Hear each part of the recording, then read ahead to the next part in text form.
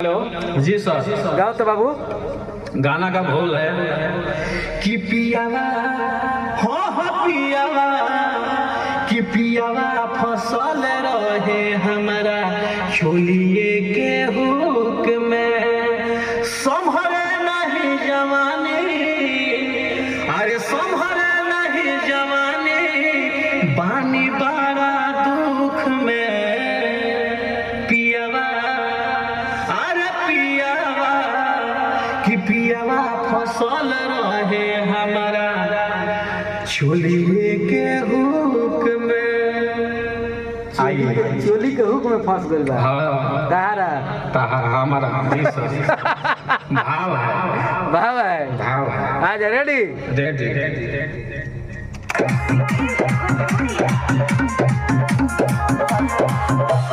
पियावा फसल रहे हमारा छोलिए के हुक में,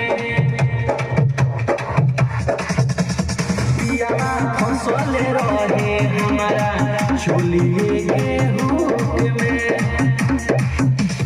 संभरे नहीं जवानी, अरे संभरे नहीं जवानी हमारे पानी बड़ा दुख में पियावा, अरे पियावा, अरे पियावा फसल रहे हमारा छोलिए के हुक में, पियावा फसल रहे हमारा छोलिए के हुक में। हेलो। हाँ नाचे के नहीं खे, हाँ खाली गावे के बाद ठीक है ठीक है। नचवा तक घबरा जाई। रेडी आइए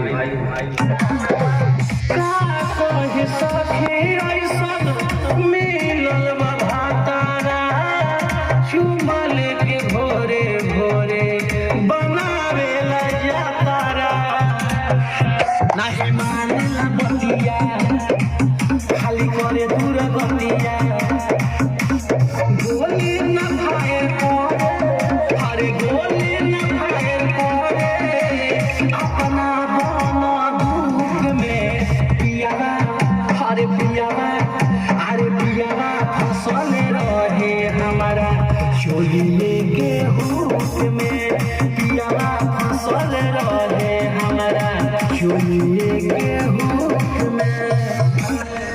तेरा बंदूक में गोली फायर नहीं खे करत, नहीं कर चल लास्ट लास्ट आइए कैसे बा लास्ट।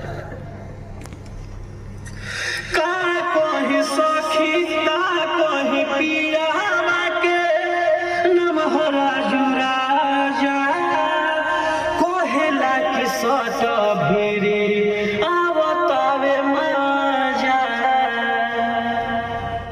कि खाली छुमे उठल लिया हमार बिगड़ल बहलिया, कि खाली छुले उठल लिया हमार बिगड़ल बहलिया लागे बार बढ़िया, अरे लागे बार बढ़िया वो तो दाढ़ी वाला लुक में। इसके बाद तो आप जानते ही हैं कि पियावा हो पियावा, अरे पियावा फसल रहे हमारा चुरफोलिए के हुक में। क्या बात है, चलिए